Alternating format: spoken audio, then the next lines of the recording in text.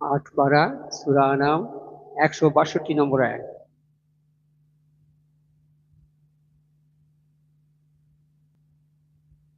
আমাদের শিখেছি, আমাদের শিখে হয়েছে, আমাদের হবে এরপরে তো তারাবি সেইভাবে হইবে। ওইটা কি? না দেখো, হ্যাঁ, ওই কিছু।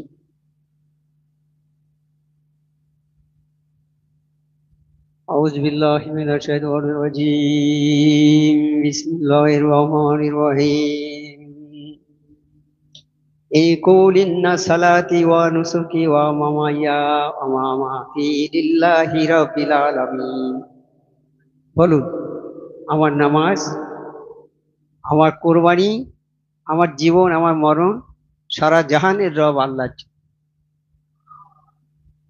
আমরা মনে করি এই কাজটা আমার, এইটা আমার, ওইটা আমার, সবকিছু আমার, কিন্তু না, তা নয়। আমাদের যত কিছু কাজ সব আল্লাহর জন্য হবে, খালেস আল্লাহর জন্য। সে খাওয়া হোক, পড়া হোক, নামাজ হোক, কোরবানি হোক, দান হোক, খয়রাত হোক, যাবতীয় কিছু হোক, যা কিছু হবে সব খালেস আল্লাহর জন্য। শুধু কোরবানি, এখানে কোরবানির অর্থ দিয়েছে ত্যাগ। এখানে আমার নামাজ, আমার কোরবানি, মানে আমার ত্যাগ, আমি যেগুলো দান করি, আমি যেগুলো আল্লাহর কাজ করি, সবগুলো হবে খালেস আল্লাহর জন্য। খালেস আল্লাহর জন্য যে কাজটা না হবে, সে কাজ আল্লাহর দরবারে কবুল হবে না, কবুল হবে না। আর কোরবানিটা এমন একটা জিনিস, এর এত গুরুত্ব না, এর গুরুত্ব খুব বেশি। হ্যাঁ, যে কোরবানির এক জবাই করার সময় এক ফোঁটা রক্ত মাটিতে পড়ার আগে তার কোরবানিটা আল্লাহ কবুল করে নেয়। তা সে কোরবানিটা কেমন হবে? যে কোরবানি করবে তাকে ভালো হতে হবে, তাকে আল্লাহওয়ালা হতে হবে, তারপরে নামাজি হতে হবে। নামাজি হতে হবে, তাকে এক নম্বর কথা হলো নামাজি হবে। আর যে পয়সায় কোরবানিটা করবে সেই পয়সাটা হবে হালাল। নামাজি ভালো, কিন্তু পয়সা হালাল নেই, কোরবানি হবে না। কিন্তু আজকে দেখা যাচ্ছে কি, কোরবানি দিচ্ছে, হাজার হাজার লোক কোরবানি দিচ্ছে, কারো বলে না, নিজের ইচ্ছে মতো গরু কিনে আনছে, কোরবানি দিচ্ছে। তারা জীবনে নামাজ পড়ে না, পশ্চিম দিক কোন দিক জানে না, তারা কোরবানি দিচ্ছে, বড় বড় গরু কিনে আনছে, কম্পিটিশন হচ্ছে। আমি এনেছি 1 লাখ টাকায়, ও আনবে 1.5 লাখ টাকা, আরেকজন বলে আমি 2 লাখ টাকায় আনবো, দেখি। এদের প্রতিযোগিতা এটা নয়। প্রতিযোগিতা হবে কে কত পরহেজগারি করতে পারে, এইটা প্রতিযোগিতা। কে কত নামাজ বেশি পড়তে পারে, কে কত ইবাদত বন্দেগী করতে পারে, কে কত দান খয়রাতে উত্তম হতে পারে, আল্লাহর হুকুম মানতে কে কতটা পারে, এখানে প্রতিযোগিতা রাখা হয়। এই প্রতিযোগিতা মানে লোক দেখানো, এতে কোনো কাজ হবে না। তুমি লক্ষ লক্ষ টাকা দান করো না, কোনো আল্লাহর টাকার কম আছে?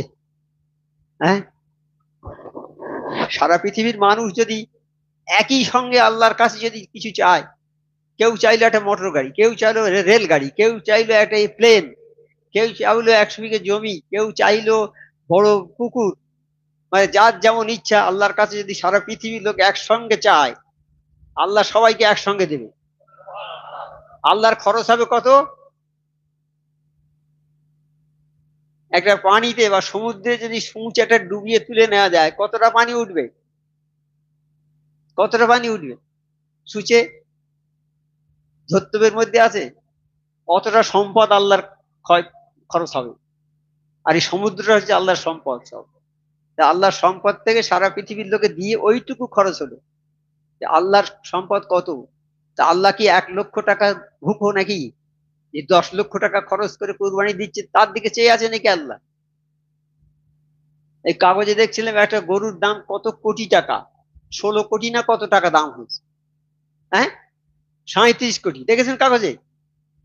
একটা গরুর দাম 37 কোটি টাকা। 37 কোটি টাকার গরু যে কিনেছে সে নামাজি, কিন্তু যদি তার টাকা না থাকে, সৎ, ওই টাকাটা, ওই কোরবানিটা আল্লাহ গ্রহণ করবে? কেন অত টাকা দিয়ে করেছে, আল্লাহ গ্রহণ করবে? আল্লাহর টাকার শেষ সীমা নেই। আল্লাহর টাকা ও হিসেবের বাইরের টাকা, আল্লাহর সম্পদ হিসেবের বাইরে। কারো সম্পদের মুখাপেক্ষী নয় আমার আল্লাহ, কারো কোনো কাজের মুখাপেক্ষী নয় আল্লাহ। আল্লাহ পৃথিবীর সৃষ্টি করে কারো সাহায্য নেন, আমরা একটা ঘর করতে গেলে মিস্ত্রি লোক এটা সেটা লাগে, আমার আল্লাহ পৃথিবীর সৃষ্টিতে কারো সাহায্য নেই, শুধু বলে যে হও আর হয়ে যায়, হয়ে গেছে। আল্লাহ বলবে যে হও, সঙ্গে সঙ্গে হয়ে যাবে। তাহলে আমাদের সম্পদ যার বেশি আছে, কোরবানি দিলে সেই কোরবানিটা কার্যকরী হবে। আমরা মনে করি বড় ধনী লোক গরু এনে কোরবানি করেছে, কিন্তু পয়সা হারাম পয়সা, তাই সেই কোরবানি গোশ খাওয়া যাবে? খেলে কি খাওয়া যাবে? না, কিছু হবে না। তাই দরবারে যারা আসে তাদেরকে বারবার জিজ্ঞেস করা হয় যে বাবা কোরবানি করতে এসছি, বাবা হুজুর কোরবানি করবো, বাবা নামাজ পড়ো, বলে হুজুর কাজা হয়। আবার কাজা নামাজ করো, নামাজ কাজা করো, তার মানে ঠিক মতো পড়ো না নামাজ, তোমার কোরবানি হবে না বাবা। না হুজুর কি হবে, আমি আর কাজা করবো না কোনোদিন। আমি বলে এখন থেকে পড়ো, 10 দিন কোরবানির সময় আছে, 10 দিন ভোর কোনো একটা টাইম নামাজ কাজা হবে না। আর কোরবানি হয়ে যাওয়ার পরে থেকে ওই ট্র্যাডিশনে যেন চলে, কাজা করবে না, তাহলে তোমার কোরবানি আল্লাহ কবুল করবে। তাই কোরবানিটা কত বড় জিনিস, কত বড় সাংঘাতিক জিনিস কোরবানিটা। এই শর্তের মধ্যে না থাকলে কোরবানি কবুল হবে না। যত টাকা থাক তোমার, যত তোমার শিক্ষা থাক, সারা পৃথিবীর জ্ঞান তুমি অর্জন করো, সারা পৃথিবীর জ্ঞান তোমার জানা হয়ে গেছে, কিন্তু আর পয়সা হালাল নেই, ওই জ্ঞানটা তোমার ওই হারাম।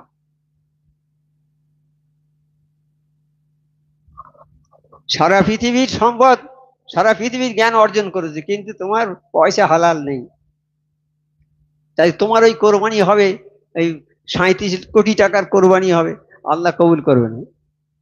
আর কুড়ে ঘরে থাকে, দিন আনে দিন খায়, একটা গরু কোরবানি দিতে পারে না, সে একটা অংশ দিচ্ছে বা একটা ছাগল নিয়ে নিজে কিনে নিয়ে কোরবানি করছে।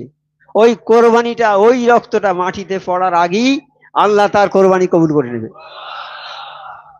আল্লাহ কোনটা দেখে? আল্লাহ দেখে তাকওয়া পরহেজগারিটা দেখে। হ্যাঁ, তাকওয়া পরহেজগারি।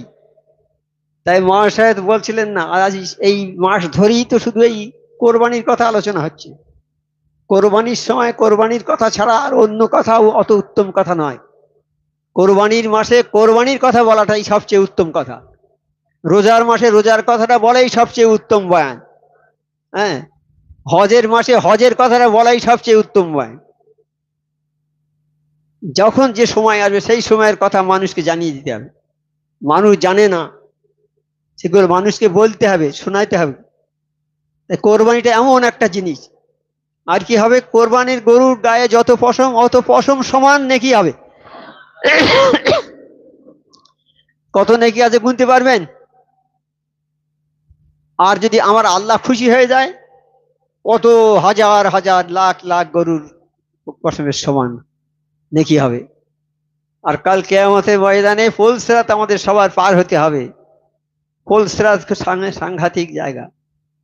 সেই ফুলসিরাতে ওই কোরবানির গরু তোমাকে পিঠে করে নিয়ে পার করে দেবে। তাহলে বলো এই কোরবানিটা আখেরাতের কত কাজে লাগবে। আখেরাতে যে কাজটা খালেস আল্লাহর জন্য হবে, সেই কাজের ফল তুমি আখেরাতে পাবে। এমনকি তুমি একটা ভিক্ষুককে যদি একটা পয়সা দাও, একটা ভিক্ষুককে একটা পয়সা দিয়েছো, সেই পয়সাটা তুমি খালেস আল্লাহর জন্য দিয়েছো, তোমার হালাল পয়সা, তুমি নিজের বাহাদুরির জন্য দাওনি। তুমি গরিব মানুষ, খেটে খাও, কিন্তু একটা পয়সা তুমি দান করেছো। একটা ফকির এসেছে, অনেকে বলে বাবা কিচ্ছু নেই, আজকে বাড়ি ফিরে যাও, এরকম লোক অনেক আছে। আমার নবী পাক সাল্লাল্লাহু আলাইহি ওয়াসাল্লাম বলছে মা আয়েশা রাদিয়াল্লাহু তাআলাকে, দেখো আয়েশা, তোমার বাড়ি থেকে কোনো লোক যেন ফিরে না যায়, কিছু না পারো তো খেজুরের খোসার অন্তত 10 ভাগের 1 ভাগ বা 4 ভাগের 1 ভাগ অন্তত সেইটা তাদের হাতে দেবে। আর তাও যদি না পারো, তাদের বসিয়ে তাদের সঙ্গে ভালো কথা আলোচনা করে ভালো কথা বলবে, মিষ্টি আলাপ করবে, আলাপটা ভালোভাবে করবে। তাহলে আমার নবী পাকের হুকুম এইগুলো, তিনি বলেছেন এইগুলো করতে। আর নবী পাক যে কথাগুলো বলেন সেগুলো আমার নবী পাকের কথা নয় একটাও, সবই আমার আল্লাহর কথা। নবী পাকে, হে নবী আমার কথাগুলো মানুষের কাছে শুনিয়ে দাও সব। নবী পাক সাল্লাল্লাহু আলাইহি ওয়াসাল্লাম সেইগুলো শুনিয়ে দেয়। উনি যেগুলো বলেন সেগুলো ওনার কথা নয়, আমার আল্লাহর কথা। আর আমার কামেল মোর্শেদরা যে কথা বলেন সে কথা কামেল মোর্শেদদের নয়, সেটা ওই নবী পাক সাল্লাল্লাহু আলাইহি ওয়াসাল্লামের কথা অনুসরণ, তাও পরোক্ষভাবে আল্লাহর কথাই। আল্লাহর কথা নবী পাক সাল্লাল্লাহু আলাইহি ওয়াসাল্লাম বলেন, আর কামেল মোর্শেদরা নবী পাক সাল্লাল্লাহু আলাইহি ওয়াসাল্লামের কথা বলেন, তাহলে আসলে রুটটা হচ্ছে আমার আল্লাহ। সেইখান থেকে নবী পাক সাল্লাল্লাহু আলাইহি ওয়াসাল্লামের কাছে এসেছে, নবী পাক সাল্লাল্লাহু আলাইহি ওয়াসাল্লাম জানিয়ে দিয়েছে সারা বিশ্বের মানুষের কাছে। আর সে কামেল ওলি আল্লাহরা সেই কথাই বলে। বলুন আজকে কত বছর হাক্কানি দরবার চলছে, কোন মোর্শেদ কি বলেছে যে 6 ওয়াক্ত নামাজ পড়তে হবে? বলেছে? বিনা কাজায় নামাজ পড়তে হবে সবাই বলেছেন, কেউ কি বলেছে যে না অত পড়তে হবে না? এমনও পীর সাহেব আছে টাকা দিয়ে এলি নামাজ আর পড়তে হবে না সারা বছর, বলে টাকা দিয়ে যাও বেশি করে একটু, আর ভালো করে খাইয়ে যাও, আর তোমাদের নামাজ পড়তে হবে না, যাও তোমাদের হয়ে আমি সব করে দেবো।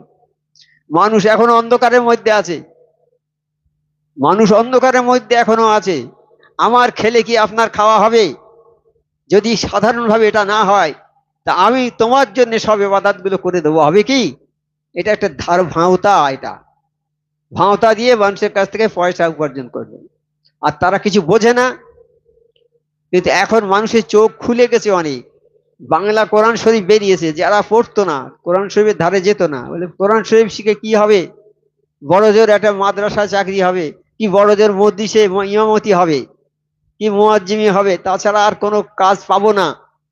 তা কোরআন শরীফে শিক্ষা লিখে লাভ নেই, ছেলেকে বড় স্কুলে ভর্তি করতে হবে। বড় স্কুলে ভর্তি করে দিলে ছেলে মাসে একটা টিউশনি খরচ 10,000 টাকা, একটা সাবজেক্ট পড়াবে 2 দিন 3 দিন পড়াবে 10,000 টাকা, এইরকম করে বহু টাকা মালিক তো খরচ করে ছেলেকে লন্ডনে পাঠিয়ে দিল। এখানে শিক্ষা সব শেষ, লন্ডনে চলে গেল, সেখান থেকে শিক্ষিত হয়ে বড় হয়ে এলো, বড় শিক্ষিত মানুষ হয়ে এলো। তা ওই শিক্ষার মধ্যে কালাম পাকের কোনো শিক্ষা নেই। তো কালাম পাকের শিক্ষা নেই, তার মানে ওই শিক্ষাটা সমাপ্ত হলো না, অসমাপ্ত। ওই শিক্ষাটা পূর্ণাঙ্গ শিক্ষা হলো না, খুঁত থেকে গেল একটা। যেমন একটা লোক সুপুরুষ, কি বলা হবে, তার নাক ভালো, কান ভালো, চোখ ভালো, শরীর স্বাস্থ্য ভালো, সবকিছু সবকিছু ভালো, কোনো খুঁত নেই, তাহলে সেই হলো পূর্ণাঙ্গ মানুষ। তা তুমি শিক্ষিত হবে সেই কোরআনের। এইবার আর একটা লোক আছে, তার চেয়ে সুন্দর দেখতে চেহারা, কিন্তু তার হাতের আঙুলে একটু কাটা আছে, তাহলে সে পূর্ণাঙ্গ মানুষ হবে? সে আঙুল কাটা বলবে লোকে, আঙুল কাটা, তাহলে তাহলে পূর্ণাঙ্গ মানুষ হলো না, এটা খুঁত হয়ে গেল। কারো কানের একটু আগা কাটা থাকে তো তারে বলবে কান কাটা, এরকম বলে না গ্রামের লোক? বলে কার বাড়ি যাচ্ছে, বলে কান কাটার বাড়ি যাচ্ছি, সে তার নাম আর বলে না লোক, ওই কান কাটা, হাত কাটা, পা বেঁকা, হাত বেঁকা, নাক বেঁকা, চোখ টেরা, এইরকম কথা বলে। সে তার তার নিজস্ব নামটা মুছে গেছে। আর আল্লাহ বলছে যে মানুষের ভালো নামে ডাকবে, খারাপ নামে ডাকবে না। হ্যাঁ, আমি এক জায়গায় গিয়েছি একটা লোকের কাছে, তা তার নাম বলে যে পেঁচু, পেঁচু নাম। তাই আমি বলছি পেঁচোর বাড়ি কোনটা? তো গিয়েছি সেখানে, গিয়ে বলছি ভাই তোমার নাম পেঁচো? তো বলে না গো বাবা, আমার নাম পাঁচু গোপাল। আমি বলি হাই হাই কি সুন্দর নাম, কিন্তু লোকে সব পেঁচো পেঁচো করে, একটা লোক ভালো নামে ডাকে না।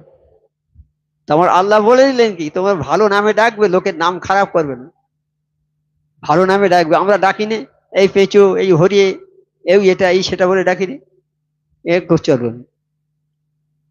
তা তাহলে ওই যে শিক্ষিত হলো, বাবা সারা বিশ্বের জ্ঞান অর্জন করলো, কিন্তু কালাম পাকের জ্ঞান তার মধ্যে নেই। অথচ কালাম পাকটা হচ্ছে সারা বিশ্বের সর্বশ্রেষ্ঠ গ্রন্থ, এর সমান, এর সমতুল্য গ্রন্থ পৃথিবীতে নেই। আমরা সেই শিক্ষা থেকে বঞ্চিত হয়ে গেল। এইবার ছেলে যখন আসছে, খবর পেয়ে বাপ মা সব গ্রাম থেকে, গ্রামবাসী সব চলে যাচ্ছে যে ছেলে উচ্চ শিক্ষিত হয়ে আসছে, আমাদের দেশের ছেলে, আমাদের কত আনন্দ আজ, আমরা তার কাছ থেকে অনেক সাহায্য সুপারিশ পাবো। ছেলে আসলো, প্লেন থেকে নামলো, গ্যাট গ্যাট করে নামলো, তার সঙ্গে আরো 8-10 জন আছে, সব একই রকম প্যান্ট কোট টাই পরা। বাপের কাছ থেকে যাচ্ছে, ধাক্কা মেরে যাচ্ছে, বাপকে বলে না যে আব্বা ভালো আছো কি, কি গ্রামের লোকেদের বলে না যে আপনারা কেমন আছেন, এসেছেন অনেক কষ্ট করে, ভালো আছেন সব, কিচ্ছু বললো না, চলে গেল। বাপ তখন কাঁদছে আর ঝরঝর করে চোখের পানি পড়ছে, আর বলছে আমি যেই শিক্ষিত করেছি, এটা আমার দুর্ভাগ্য, আমার দুর্ভাগ্য, আমি পয়সাগুলো মানে পানিতে সব ফেলে দিয়েছি। তবে এ কথা মনে করবেন না যে উচ্চ শিক্ষা নেওয়া যাবে না, এটা নয়। উচ্চ শিক্ষা নেওয়া যাবে না এটা নয়, শিক্ষাই হচ্ছে জাতির মেরুদণ্ড, শিক্ষিত হতে হবে সবাইকে। আমি উচ্চ শিক্ষার কোনো খারাপ দিক দেখছি নেই, ভালো দিক, তবে ওই শিক্ষার সঙ্গে থাকবে ইসলামিক শিক্ষা, তবে শিক্ষাটা হবে পূর্ণাঙ্গ শিক্ষা। তা না তো ওই হাত কাটা লোকের মতো হবে, তার চেহারা রাজার ছেলে, বাদশার ছেলে, কত সুন্দর চেহারা, কিন্তু হাতের আঙুল কাটা, তাকে আঙুল কাটা বাদশা বলে, পূর্ণাঙ্গ মানুষ হবে না। সেই রকম ওই যে শিক্ষা শিখলো, পূর্ণাঙ্গ শিক্ষা তার হলো না, তার ওই ওই রকম খুঁত থাকলো শিক্ষার মধ্যে। সেই জন্যে আমার মোর্শেদ সুফি অভিজিৎ কেবলা রহমতুল্লাহ বলেছেন ওই কথাটা, যে বাবা, ছেলেরা যখন কথা বলতে শিখবে তখন তাদের কালাম পাক শেখাবে, তখন থেকে কালাম পাক শেখাবে, নামাজে সূরা কেরাত শেখাবে, পাটি দাঁড়ানো কি বলে দাঁড়াতে হয় শেখাবে, অজু করার নিয়ম কানুন শেখাবে, নামাজে হাত ধরে নিয়ে যায় মসজিদে বাবা নামাজ পড়ার জন্য। আর মা বোনেদের বলছে যে মা বোনেরা তোমরা যখন নামাজ পড়তে যাবে তোমাদের মেয়েদের হাত ধরে নিয়ে পাশে বসিয়ে নামাজ পড়াবে, হ্যাঁ, আর এটা শেখাবে। এইবার উচ্চ শিক্ষার জন্য বড় স্কুলে ভর্তি করতে কোনো আপত্তি নেই, কিন্তু তার প্রাইমারি এডুকেশনটা হবে ইসলামিক শিক্ষা। সেই সঙ্গে বাংলা ইংরেজি সব শিখবে, কিন্তু অল্প অল্প করে। 12 বছর পর্যন্ত নামাজ না পড়লে মাপ আছে, 12 বছরের পরে আর মাপ হবে না। 12 বছর পর্যন্ত তাকে অল্প অল্প করে দিয়ে, কারণ অন্য অন্য বিষয় পড়ছে তো, এখানে যদি খুব বেশি চাপ সৃষ্টি করি তাহলে আর হবে না। কাজেই অল্প অল্প করে দিয়ে 12 বছরের মধ্যে কোরআন শরীফ ভালো পড়তে পারবে, নামাজ ভালো পড়তে পারবে, ওজিফা পড়তে পারবে, ইসলামের প্রাইমারি কাজগুলো সে শিখে নেবে, ইসলামের ভিত্তির উপরে তার জীবনটা প্রতিষ্ঠিত হয়ে গেল। এইবার ওই ছেলেকে আর কেউ নাড়াতে পারবে না। আজকে আমাদের দরবারে অনেক ডাক্তার আছে, বড় বড় এমবিবিএস ডাক্তার আছে, উকিল আছে, তারপরে ব্যারিস্টার আছে, হ্যাঁ, বড় বড় সাহিত্যিক আছে, গবেষক আছে, ইঞ্জিনিয়ার আছে, হ্যাঁ, বৈজ্ঞানিক আছে, তারা কিন্তু সব নামাজি। আর এখন দেখা যায় 90% এমবিবিএস ডাক্তার যারা হয়েছে তারা নামাজ পড়ে না। জেনে দেখুন তাদের ইতিহাস, অ্যারাবিক লাইনে তারা ছিল না, তাদের ভিত্তিটা আরবিক দিয়ে হয়নি, কোরআন শরীফের জ্ঞান দিয়ে তাদের ভিত্তিটা তৈরি করা হয়নি। তা কোরআন শরীফ যে না জানবে না দেখবে, সে নিজেকে চিনতে পারবে না। আজকে কোরআন শরীফ আমরা পড়ছি বলে বুঝতে পারছি যে বাপ হচ্ছে তোমার গুরু। আল্লাহ বলছে আমার পরে তোমার মা বাপের স্থান, তাদেরকে তোমরা সেবা যত্ন করবে খুব ভালো করে। তাদের যদি সেবা যত্ন না করো তাহলে তোমার কোনো ইবাদত বন্দেগী আল্লাহর দরবারে কবুল হবে না। আর মাকে যদি সেবা যত্ন করো তুমি বেহিসাব জান্নাতি হয়ে যাবে। কোনো একজন ছেলে যদি তার মায়ের কাছে গিয়ে হাসি মুখে মায়ের কাছে গিয়ে যদি কথা বলে, মা যদি তার ওই হাসিতে সন্তুষ্ট হয়ে যায়, আমার নবী পাক সাল্লাল্লাহু আলাইহি ওয়াসাল্লাম বলছেন ওই ছেলেটা একটা মকবুল হজের সওয়াব পাবে, যে হজের মূল্য সারা পৃথিবীর সম্পদ দিলেও হবে না। পৃথিবী কেন, 10টা পৃথিবীর সম্পদ দিলে একটা মকবুল হজের সমান হবে না। ওই হজের সমান হচ্ছে একমাত্র মূল্য হচ্ছে জান্নাত। তাহলে আমরা গরিব মানুষ হজ করতে পারবো না, আমার মা বাপের সেবা করলে আমরা হজ হয়ে যাবে, আমাদের হজের সমান নেকি পেয়ে যাব আর জান্নাত পেয়ে যাব। তাহলে হজটা কোথায় আছে? গরিব মানুষ যারা হজ করতে পারবে না তাদের হজ হয়ে যাবে, হজ না হলেও হজের সওয়াব তারা পাবে আর জান্নাত পেয়ে যাবে তারা। হাজি যাদের হজ কবুল হয়ে যাবে তাদের জান্নাত অবধারিত। কাল হাসর ময়দানে কাবা শরীফ নববধূর মতো সেজে আসবে। নতুন বধূ যেমন সাজে বিয়ের দিন, ওই রকম আর কোনোদিন সাজে? কত সুন্দর গহনা পরে, কত ভালো শাড়ি পরে, সুন্দর সেজে বাসর ঘরে আসে। কিয়ামতের দিন কাবা শরীফ নববধূর মতো সেজে আসবে কিয়ামতের ময়দানে। আর যারা হজ করেছে তারা গিয়ে ওই কাবা শরীফের গেলাফ ধরে থাকবে, চারদিকে ধরে তারা থাকবে। আর ওইভাবে ধরে থাকতে থাকতে যারা হজ করেছে সবাইকে নিয়ে কাবা শরীফ জান্নাতে ঢুকে যাবে।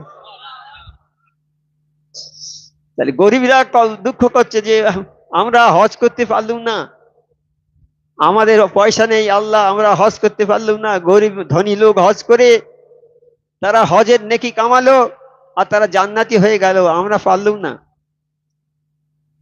কিন্তু তোমরা তো সহজেই পাবে, মা বাপকে সেবা করলে হজের নেকি পাবে, 1 নম্বর। 2 নম্বর, তুমি যদি কিছু না পারো তুমি এটা নিয়ত করো। আমার শাবল সিংহপুরী হুজুর কেবলা রহমতুল্লাহ সব সময় বলেছেন, আপনারা তো সেই সময়ের লোক, সব তার আগেরও লোক অনেকে আছেন, শাবল সিংহপুরী হুজুর কেবলার মুখে শুনেছেন এই কথা, যে বাবা তোমাদের নিয়ত করতে কোনো পয়সা লাগে কি? তোমরা নিয়তটা করো না, নিয়ত করতে পয়সা লাগে? আজকে হজ হচ্ছে, আজকে হজ না, আজকে কোরবানি হচ্ছে। আরবে যারা হাজিরা গিয়েছে, কাল হজ হয়ে গেছে, শনিবারে তাদের হজের ময়দানে হজ হয়ে গেছে কাল। হজের ময়দানে যখন হাজিরা বসে আহাজারি গিরিজারি করে কাঁদে, আল্লাহ তুমি কোথায়? আমরা সব ছেড়ে, টাকা পয়সা, ঘর বাড়ি, বিবি বাচ্চা সব ছেড়ে তোমার কাছে এসেছি, আল্লাহ তুমি কোথায়? আমাদের একবার দেখা দাও।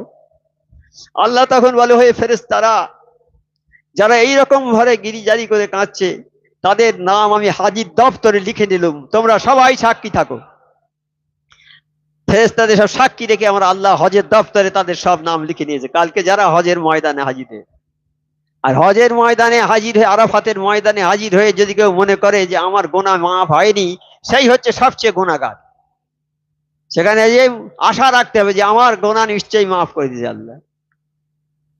হজের গোনা মাফ হবে হজে গেলে, হজে আরাফাতের ময়দানে যে পা দিয়েছে তার গোনা আল্লাহ মাফ করে দেবে। এইবার আল্লাহ বলছে, হাই এই ফেরেশতারা তোমরা আরো সাক্ষী থেকো, যারা দুনিয়াতে শুধু নিয়ত করেছিল যে আল্লাহ আমরা গরিব মানুষ হজে যেতে পারিনি, আল্লাহ যদি আমাদের টাকা পয়সা দাও আমরা হজে যাব। টাকা তাদের জীবনে দিতে পারিনি, কিন্তু তারা মরে গেছে এই হজের সওয়াবটা নিয়ে গেছে, তারাও হাজির সমান সওয়াব পাবে, লিখে দাও, আমি তোমরা সাক্ষী থাকো, আমি লিখেছি তারাও হাজির সমান সওয়াব পাবে।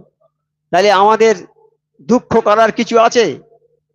আমি একটা পয়সা দান করতে পারবো না, ধনীরা কোটি কোটি টাকা দান করছে, আমার ভয় হচ্ছে যে বাবা ধনীরা জান্নাতে চলে যাবে, আমরা যেতে পারবো না। তুমি একটা পয়সা দান করতে পারবে না? একটা পয়সা পারবে না এমন লোক আছে কেউ? একটা পয়সা দান করতে পারবে না? একটা পয়সা দান করলে কি হবে শুনে নি। যখন একটা পয়সা খালেস আল্লাহর জন্য এবং হালাল পয়সা দান করা হবে, ওই পয়সাটা আল্লাহ, ওই যে ভিখারি হাত পাতার আগে আল্লাহ হাত পেতে নেয় পয়সাটা, আর ওইটা বাড়াতে থাকে, বাড়িয়ে বাড়িয়ে কাল কিয়ামতের ময়দানে উহুদ পাহাড়ের সমান নাকি ওই লোকটা পাবে। তাহলে কি অবস্থাটা কি? দান করব না আমরা? দান বেশি বেশি করে করতে বলেছে। আর এই মাসে দান করা সবচেয়ে বেশি নাকি, এই মাসে দান করা, এই সওয়াল মাসে, এই জিলহজ মাসে।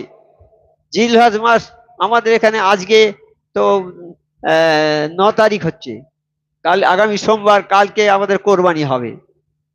ওখানে একদিন আগে হয়ে যায়, আমাদের এখানে হবে কাল কোরবানি। এই এবাদাত বন্দিগি আছে, এই রাতের এবাদাত আছে, দিনের এবাদাত আছে, সব আছে।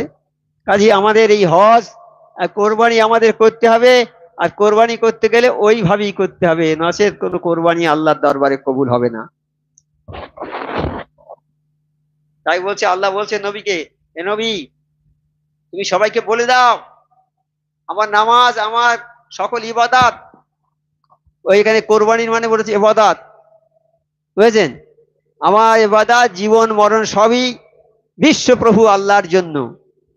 আমরা যা কিছু করি সব কিছু আল্লাহর জন্য। কাজেই এই আল্লাহ বলেন, হে নবী তুমি তোমার প্রভুর জন্য নামাজ পড়ো এবং তারই জন্য তুমি কুরবানি করো। নবীকে বলছে আল্লাহ, হে নবী তুমি তোমার আল্লাহর জন্য নামাজ পড়ো। নামাজ কার জন্য পড়বো আমরা? আল্লাহর জন্য। আর আল্লাহর জন্য কোরবানি করো। মুশরিকরা তো মূর্তি পূজা করতো, যারা আল্লাহকে মানে না তারা মূর্তি পূজা করতো এবং মূর্তির নামে কুরবানি করতো। আল্লাহ তাদের বিরুদ্ধাচরণের নির্দেশ দিচ্ছেন, আল্লাহ বলছে তোমরা ওটা করবে না। ওদের দিক থেকে মুখ ফিরিয়ে নিয়ে, কলুষ মুক্ত অন্তঃকরণ নিয়ে অত্যন্ত দৃঢ়তার সাথে আল্লাহর উপাসনায় নিমগ্ন থাকতে মুসলমানদেরকে হুকুম করেছেন। যারা মুশরিক, যারা কোরবানি করত, তারা মূর্তির নামে কোরবানি করত। কিন্তু সেই কাজটা আমাদের না করে খালেস আল্লাহর জন্য কোরবানি করার কথা আল্লাহ বলছেন। যেমন তিনি সিও নবী সাল্লাল্লাহু আলাইহি ওয়াসাল্লামকে বলতে বললেন, নিশ্চয়ই আমার নামাজ, আমার ইবাদত, বন্দিগি সবকিছু বিশ্বপ্রভুর আল্লাহর জন্য। এই কথাটাই হচ্ছে ফর্মুলা, এইটাই আমাদের মনে রাখতে হবে।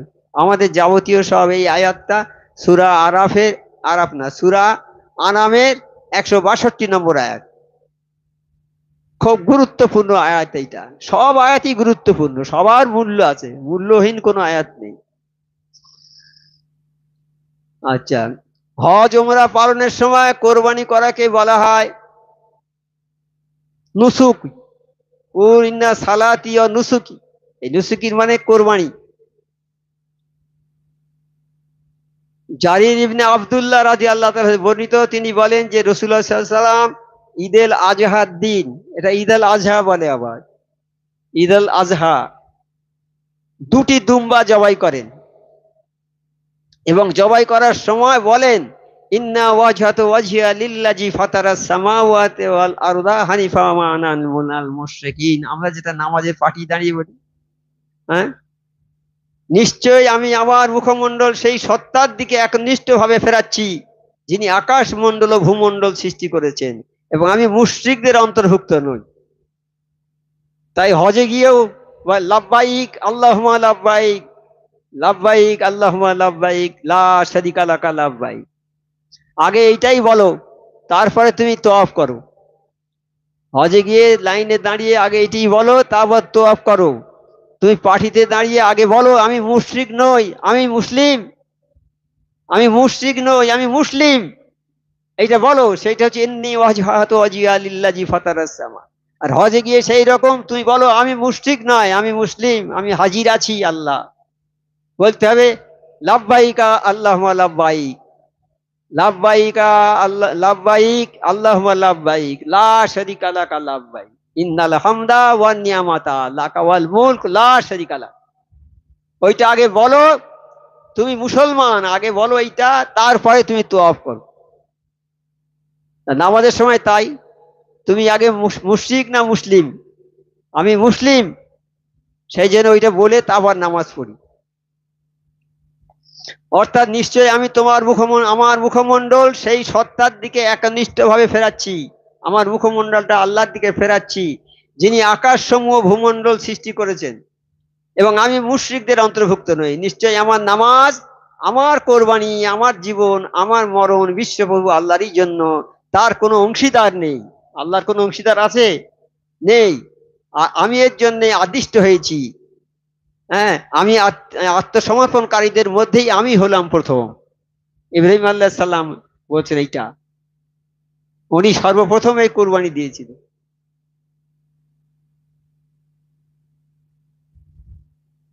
আক্কানি দরুদ শরীফ পড়ুন একবার।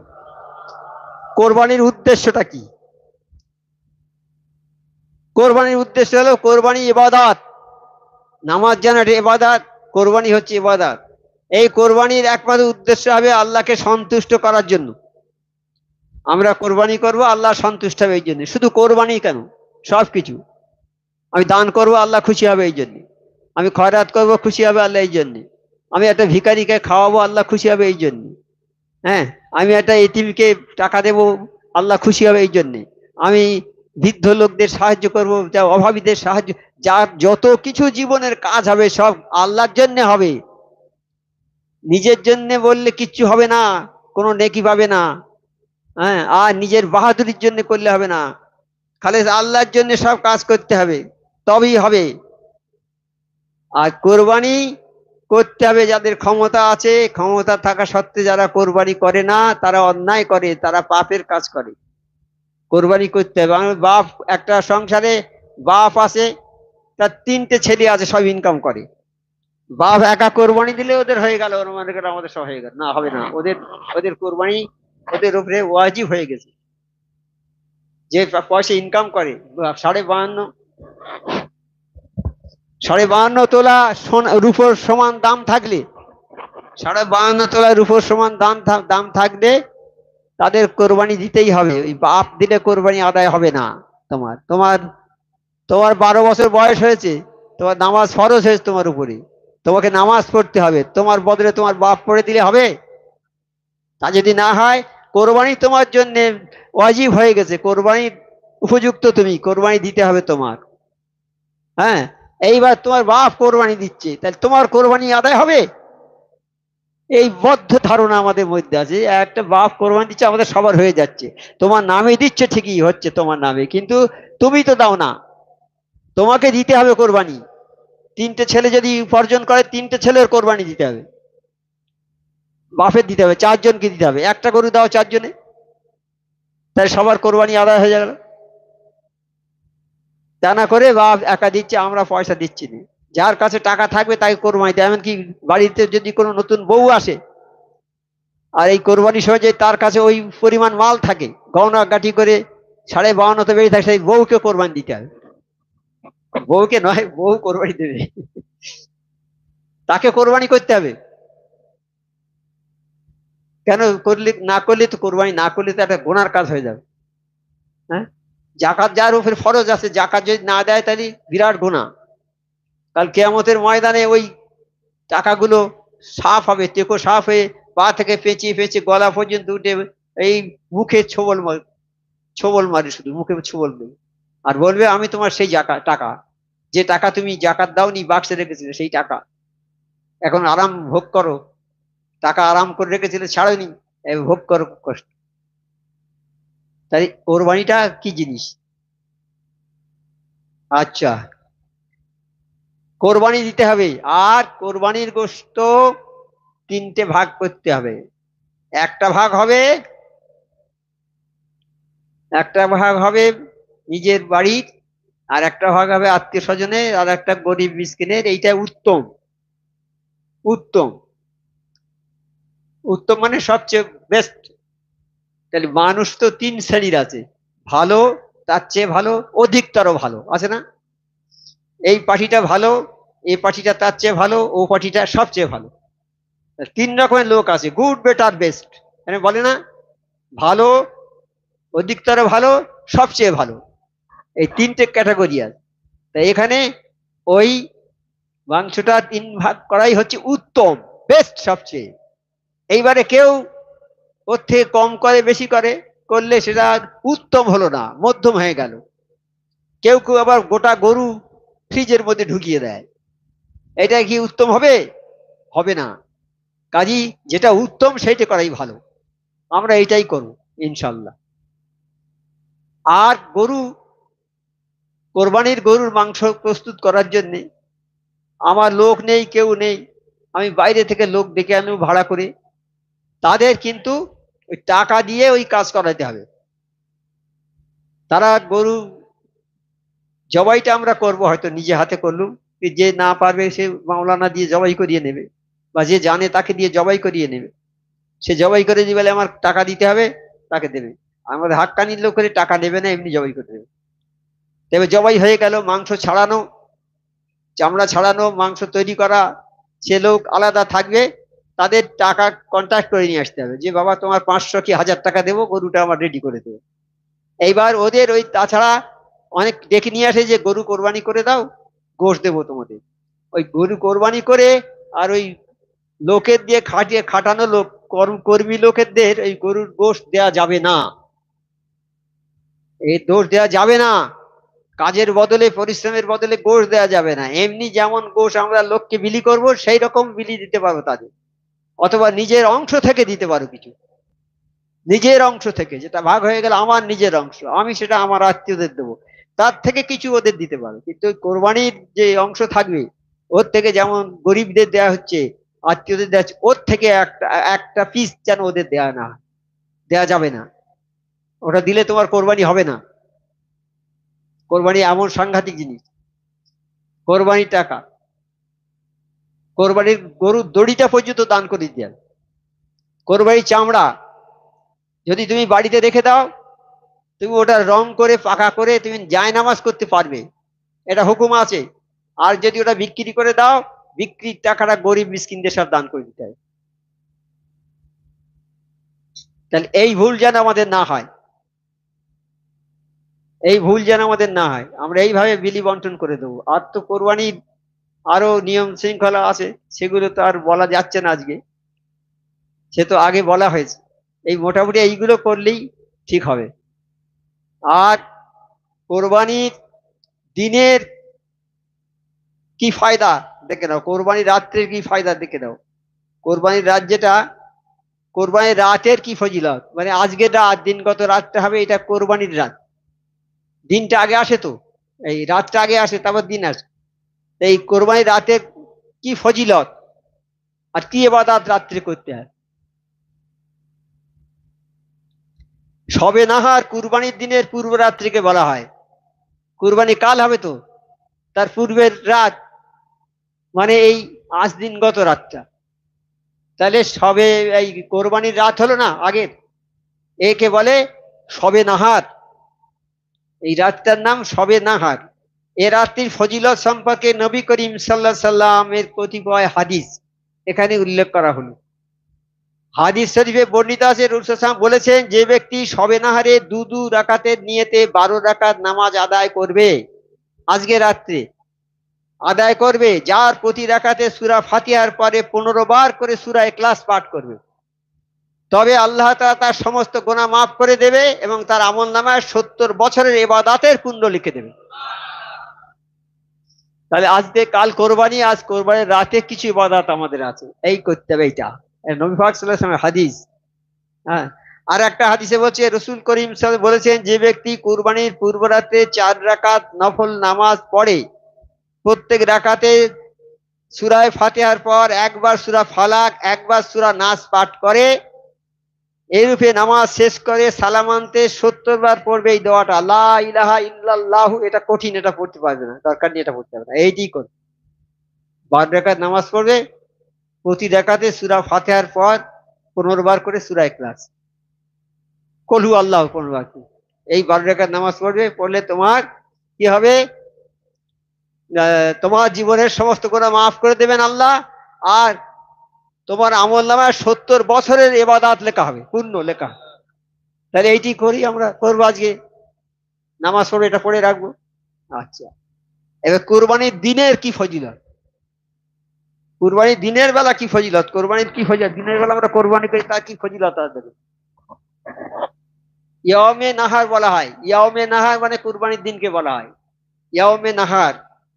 কোরবানি এই দিনের ফজিলত অপরিসীম, অপরিসীম ফজিলত। এই দুদিনের, এই দিনের 2 রাকাত ঈদের ওয়াজিব নামাজ ব্যতীত আর অনেক নফল নামাজ রয়েছে।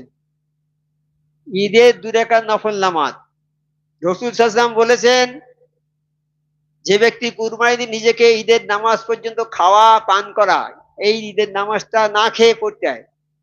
নবী সাল্লাল্লাহু আলাইহি ওয়াসাল্লাম বলেছেন, এই কুরবানির দিন নিজেকে ঈদের নামাজ পর্যন্ত খাওয়া পান করা, স্ত্রী সহবাস হতে সংযত রাখবে, সে যেন 60,000 বছরের ইবাদত করলো।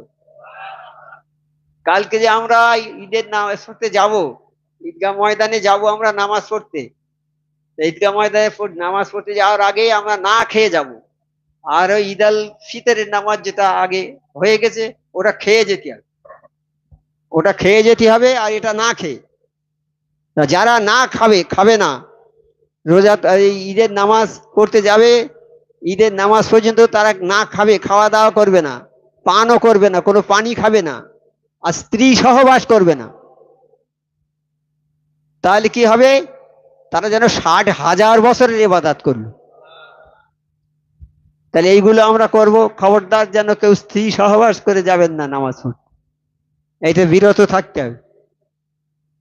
আর যে ব্যক্তি ঈদের দিন নামাজ পড়ার জন্য নতুন কাপড় পরিধান করবে এবং তার পুরাতন কাপড় আল্লাহর ওয়াস্তে ফকির গরিবকে দান করবে, আল্লাহ তাআলা কিয়ামতের দিন তাকে বেহেশতের 10 রকম জেওর পরাবেন, 10 রকম অলংকার পরাবেন। এই ঈদে সবাই পরে না নতুন কাপড়, কম পরে যদিও, যে পরবে তার এটা হবে।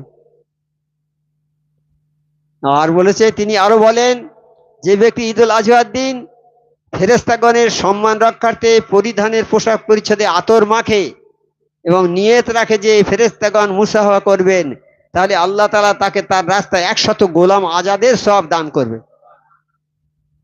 আমার মসজিদ বলে, বাবা আতর মাখবে না তোমরা, কিন্তু আতর মাখলে এটা হবে, কিন্তু এখন সব ভেজাল জিনিস, ভালো আতর পাওয়া যায় না। ভালো আতর পাও, মাখো, যার মধ্যে ভেজাল নেই। কিন্তু এখন গোলাপ পানি বিক্রি হয়, সব সেন্ট কিনে আনি, পানি পুকুর থেকে তুলে নিয়ে সেন্ট মিশিয়ে দিয়ে গায়ে লেবেল মেরে বিক্রি হচ্ছে। আর সেই সেই গোলাপ আমরা পোলাওতে দিচ্ছি, দিচ্ছি না?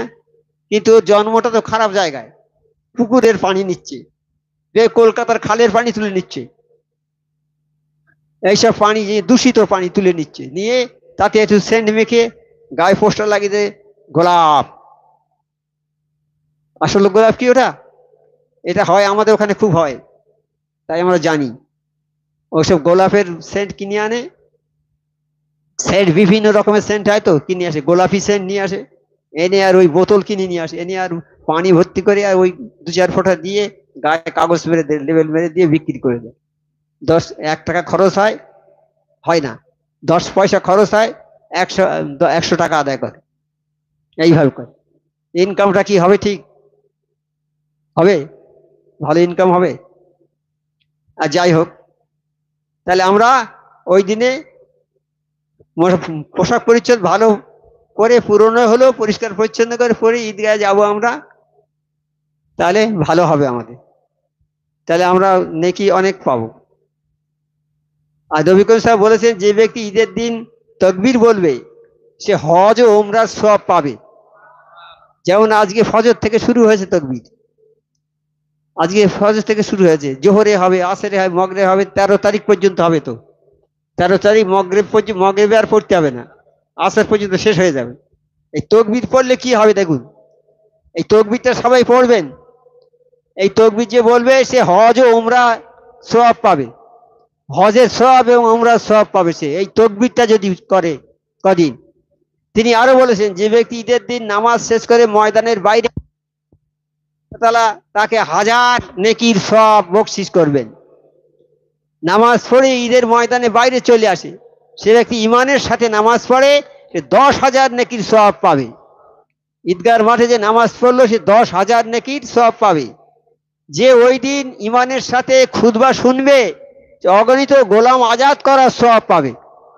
খুতবাটা যে শুনবে, ভালোভাবে শান্তিপূর্ণভাবে শুনবে, কোনো দিকে খেয়াল রাখবে না, তাহলে হবে এটা অসংখ্য গোলাম আজাদ করার সওয়াব।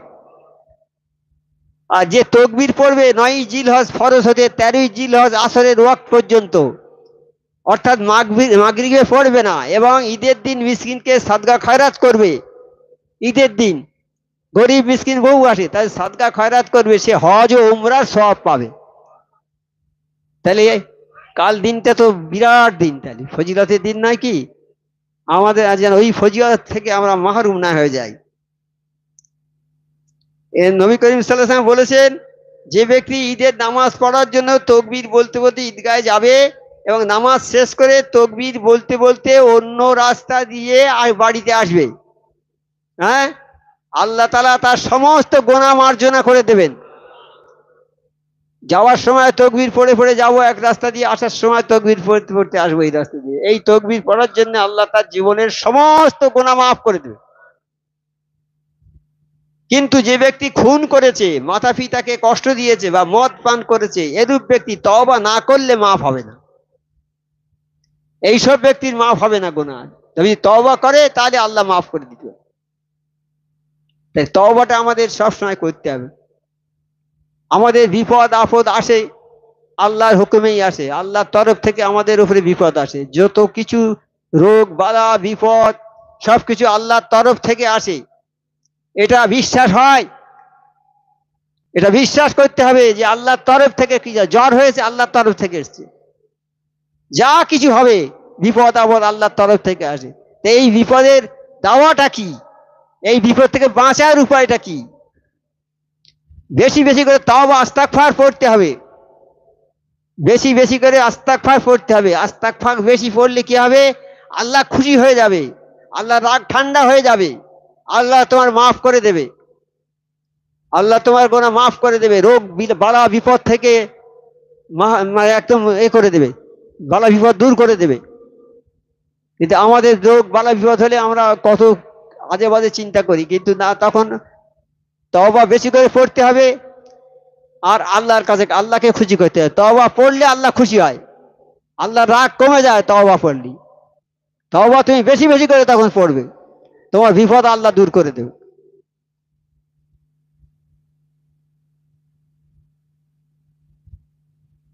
তারপরে মাতা পিতাকে কষ্ট দিচ্ছে, তাদের কিন্তু দোয়া কবুল হবে না। যে ব্যক্তি ঈদের দিন কোরবানি করে নিজের ঘর থেকে বা মসজিদে হোক 2 রাকাত নফল নামাজ পড়ে,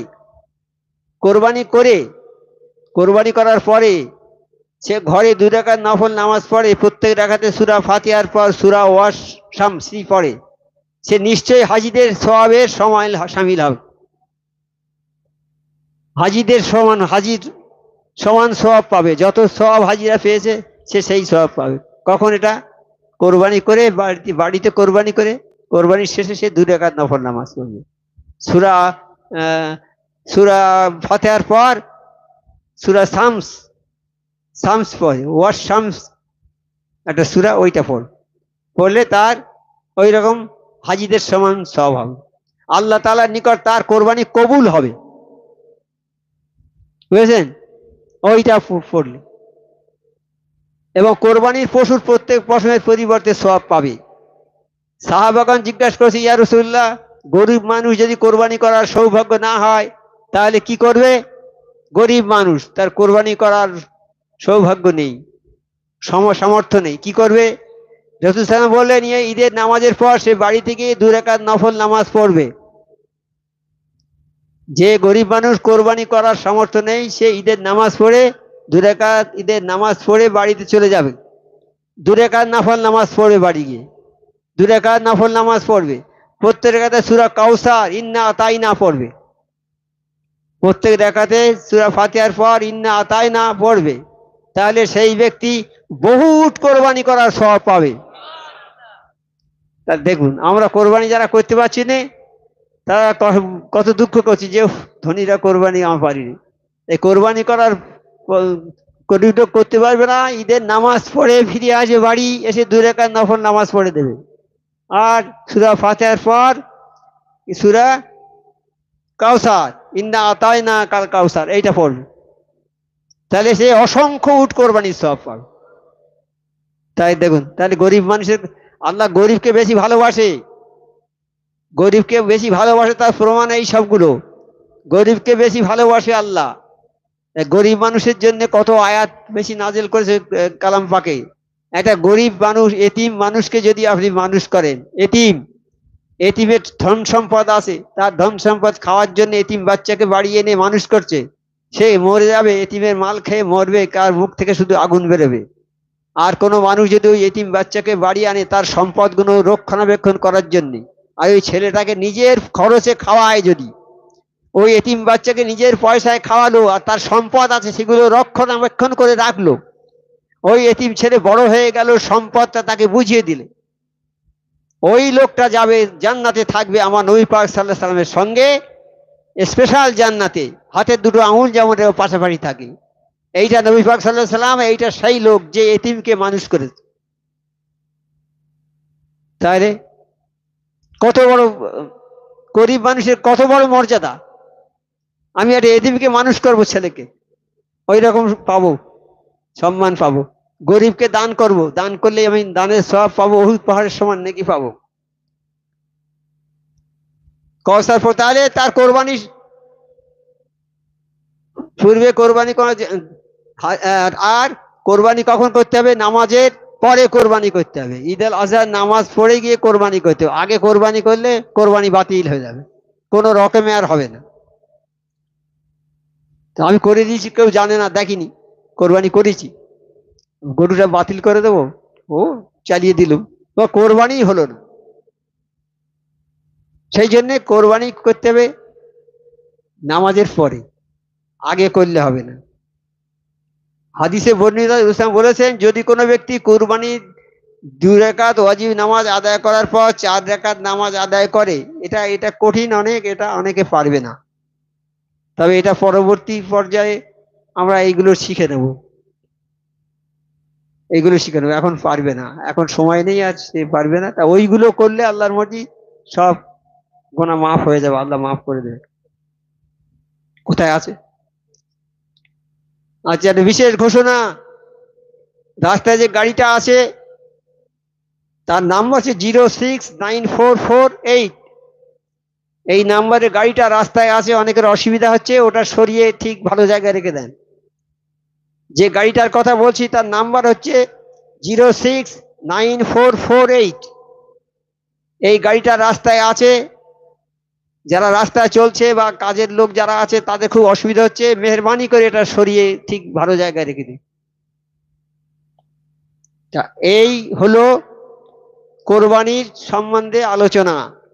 আল্লাহ পাক যেন আমাদের সবাইকে এই আলোচনা যথাযথভাবে পালন করার তৌফিকটা দেয়। হ্যাঁ, আমরা আজ আছি কাল বাঁচবো না, কিন্তু আগামী দিন কোরবানিটা যেন আমরা ভালোভাবে নিয়ম শৃঙ্খলার সঙ্গে যেন কোরবানিটা করতে পারি। হে আল্লাহ আমাদের সবাইকে সেই